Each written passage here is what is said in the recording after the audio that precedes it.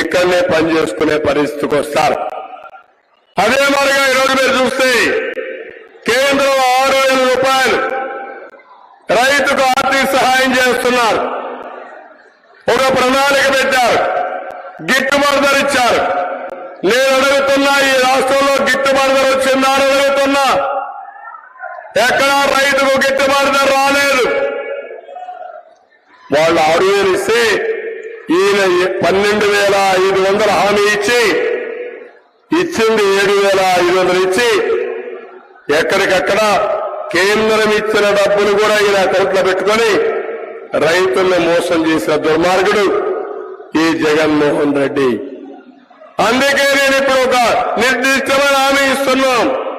కేంద్రం ఇచ్చే డబ్బులు, రాష్ట్రం ఇచ్చే డబ్బులు మీరు చూస్తే ప్రతి రైతుకు మినిమం 20,000 రూపాయల కంటే పైన మీ అకౌంట్లకు వస్తాయి. అది చేసే బాధ్యత మాది. సాగునీటి ప్రాజెక్టులు పూర్తి చేస్తాం.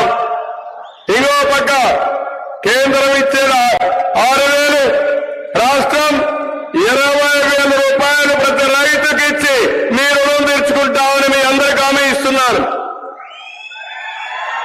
ఇదే కాకుండా రైతులను రాజుగా చేసే బాధ్యత మాది. మళ్ళా బిందు సేద్యం తీసుకొస్తాం, తుంపర్ల సేద్యం తీసుకొస్తాం.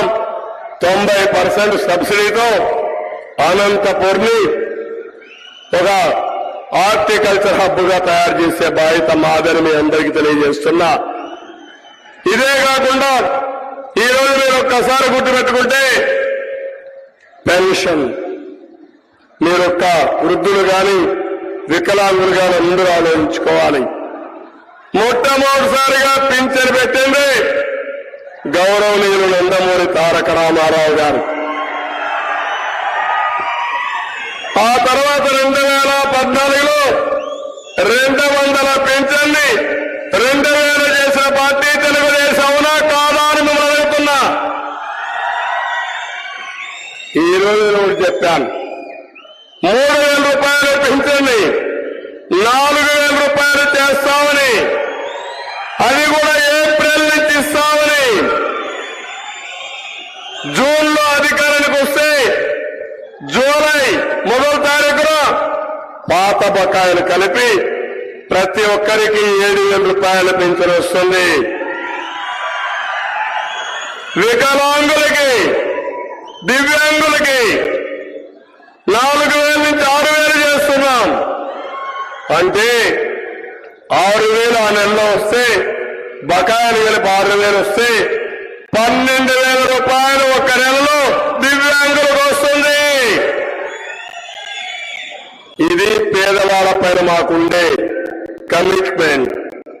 ఎవరైతే కొంతమంది చేతులు లేకుండా, కాళ్ళు లేకుండా అవస్థపడుతున్నారు, వాళ్ళ ఇంట్లో వాళ్ళు చాలా ఇబ్బంది పడుతున్నారు, అలాంటి వారికి 15,000 రూపాయలు నెలకు.